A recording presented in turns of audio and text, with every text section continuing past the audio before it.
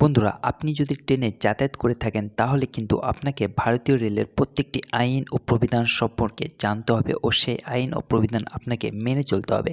নইলে কিন্তু আপনাকে যে কোনো সময় যে কোনো মুহূর্তে ভারতীয় রেলের আইনের ধারায় বড়সড় জরিমানা হতে পারে। তো আমি ভারতীয় রেলের প্রত্যেকটি আইন ও প্রবিধান এই ভিডিওটিতে বিস্তারিতভাবে আলোচনা করব।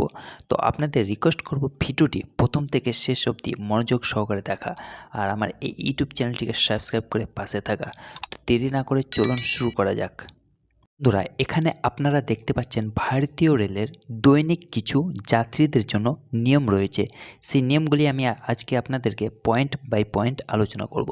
তো 1 নম্বর নিয়ম হচ্ছে ভ্যালিড আইডি প্রুফ। বন্ধুরা, আপনারা যখন ট্রেনে যাতায়াত করবেন তখন অবশ্যই একটি বৈধ আইডি প্রুফ যেমন আধার কার্ড বা ভোটার কার্ড আপনাদেরকে সঙ্গে বহন করতে হবে। তারপর হচ্ছে পয়েন্ট নাম্বার 2, প্রিন্টেড বা ডিজিটাল টিকিট বহন করতে হবে। যাত্রীদের অবশ্যই তাদের টিকিটের একটি মুদ্রিত বা ডিজিটাল কপি বহন করতে হবে। তারপর হচ্ছে পয়েন্ট নাম্বার 3, সময়ে স্টেশনে পৌঁছানো।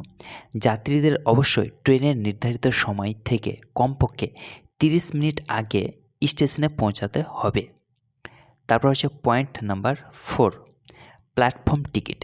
প্ল্যাটফর্মে প্রবেশের জন্য যাত্রীদের অবশ্যই একটি প্ল্যাটফর্ম টিকিট কিনতে হবে।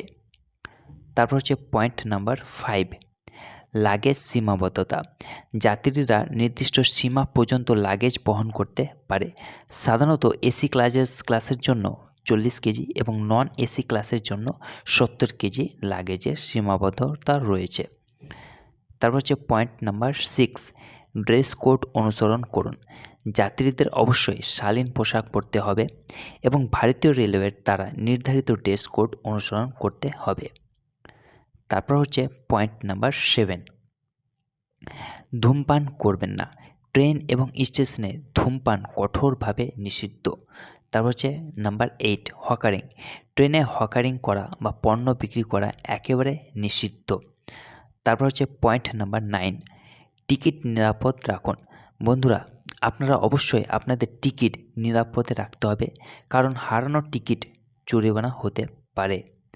তারপর হচ্ছে পয়েন্ট নাম্বার 10, রেলওয়ে স্টাফ নির্দেশাবলী অনুসরণ করুন। যাত্রীদের অবশ্যই রেলওয়ে স্টাফ এবং নিরাপত্তা কর্মীদের নির্দেশাবলী অনুসরণ করতে হবে। তারপর হচ্ছে নাম্বার 11, কোনো দুর্ব্যবহার নয়। সহযাত্রী বা কর্মীদের সাথে খারাপ আচরণ বা হয়রানি একেবারে কঠোরভাবে নিষিদ্ধ। তারপর হচ্ছে পয়েন্ট নাম্বার 12, স্টেশন পরিষ্কার রাখুন। যাত্রীদের অবশ্যই স্টেশন এবং ট্রেন চত্বর পরিষ্কার রাখতে সাহায্য করতে হবে। তারপর হচ্ছে পয়েন্ট নাম্বার 13, ইলেকট্রনিক ডিভাইসের ব্যবহার। যাত্রীদের অবশ্যই সাইলেন্ট মোডে মোবাইল ফোন এবং ল্যাপটপের মতো ইলেকট্রনিক ডিভাইস ব্যবহার করতে হবে। তারপর হচ্ছে পয়েন্ট নাম্বার 14, এমার্জেন্সি এক্সিট। যাত্রীদের জরুরি প্রস্থান সম্পর্কে সচেতন হতে হবে এবং জরুরি পরিস্থিতিতে নির্দেশনা অনুসরণ করতে হবে।